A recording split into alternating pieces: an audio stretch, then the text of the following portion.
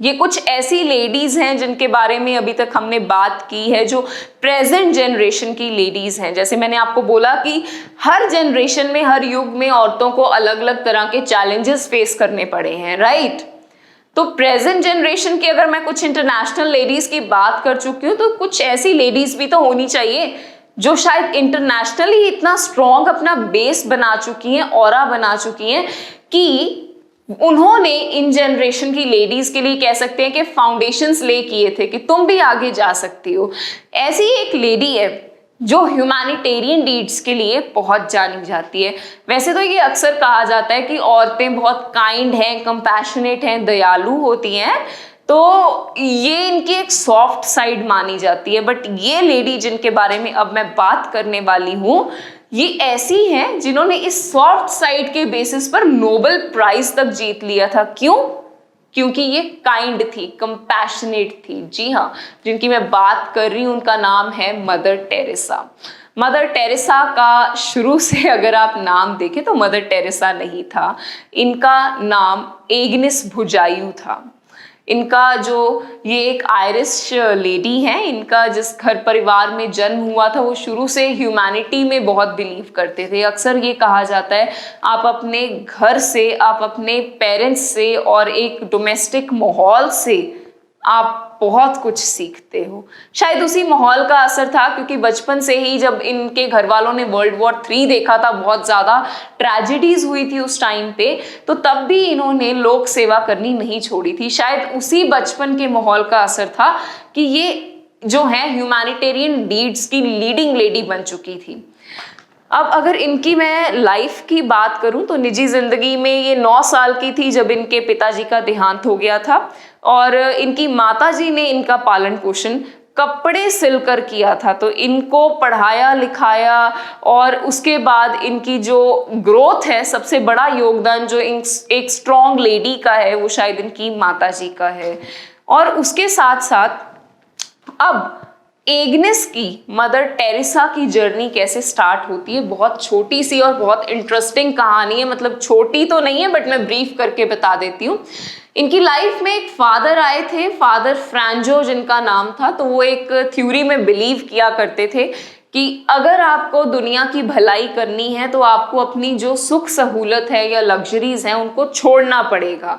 तो उन्हीं की बातों से प्रभावित होकर इन्होंने ये तय कर लिया था कि ये जो है ह्यूमैनिटेरियन काम करेंगी और अपने आप को कंप्लीटली सुख सुविधा और लग्जरी से दूर कर देंगी। इन्होंने नन बनने का फैसला लिया था, जो कि इनकी माताजी को बिल्कुल भी पसंद नहीं आया। लेकिन फिर धीरे धीरे इनकी माताजी को ये जरूर एहसास हुआ कि शायद मेरी जो बेटी है वो इसी काम के लिए आई है, उनका जिंदगी का पर्पस ही ये है।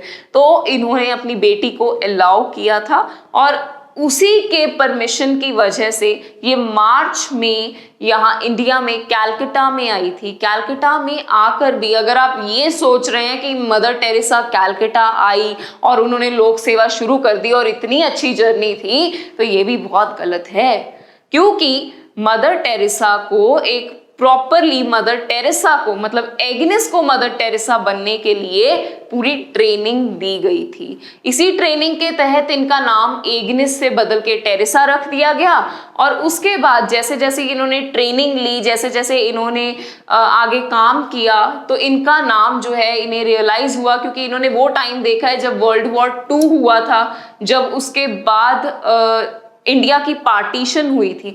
औरतों और बच्चों का बहुत बुरा हाल हो गया था उस वक्त, इनसे वो चीजें नहीं देखी गई थी। उसी टाइम पे इन्होंने अपने आप को एक सिस्टर टेरेसा ये बन गई थी। और सिस्टर से, क्योंकि ये लोगों का पालन पोषण करती थी, पालन पोषण से ये लोगों का ध्यान रखती थी, मैं ये कहूंगी, तो उसी वजह से इनका जो नाम है मदर टेरेसा पड़ गया था।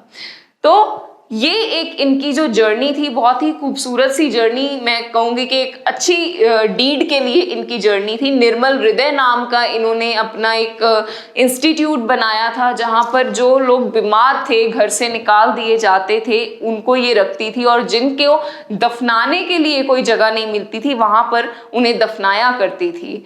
इसके साथ साथ जो भूखे हैं या जो गरीब हैं, जो ज़रूरतमंद हैं, या इवन जो अपाहिज हैं, खास करके बच्चे, ये उनके लिए इन्होंने बहुत ज़्यादा काम किया है। शुरू शुरू में ये इंग्लिश टीचर भी रही हैं, और अगर इंग्लिश टीचर की बात करूँ तो बड़ा इंटरेस्टिंग सा किस्सा है। जब ये यहाँ पर आई थी इंडिया में, तो इन्हें दार्जिलिंग में एक कॉन्वेंट स्कूल में पढ़ाना पड़ा था। अब भाई कॉन्वेंट स्कूल था, इंग्लिश पढ़ानी थी, लेकिन ये एक फॉरेनर होते हुए भी इनको इंग्लिश नहीं आती थी, तो पहले इन्होंने इंग्लिश सीखी थी।